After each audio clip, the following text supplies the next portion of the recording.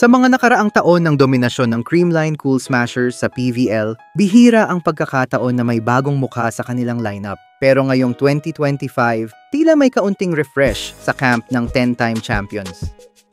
Unlike noong unang PVL draft noong 2024 kung saan wala silang masyadong naging galaw, ngayong taon ay kumuha ang Cool Smashers ng dalawang promising rookies, si Sheena Torring mula sa National University at si Nika Celis ng University of the Philippines. Parehong middle blockers at parehong may taas na 5'10", malaking karagdagan sila sa matagal ng core ng Creamline.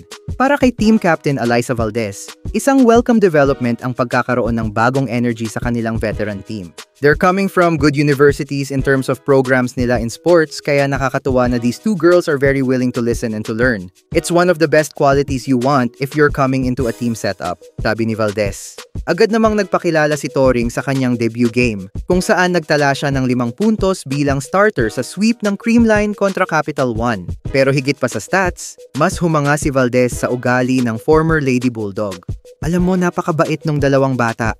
It doesn't seem like they came from, most especially Sheena, from a winning team in the UAAP. Talagang she's a hard worker, pahayag ni Valdez. Kung si Torring ay galing sa winning program, si Celis naman ay hindi ganoon kalakas ang naging stint sa UAAP kasama ang UP Fighting Maroons. Pero iba ang nakitang mindset ni Valdez sa kanya, determinado at open sa lahat ng aral. On the other side, si Nika naman, always, alam mo, ready for all the feedback that we're trying to tell her. There's really a bright future for these two and hopefully, marami talaga silang makontribute pa sa team. Dagdag ni Valdez.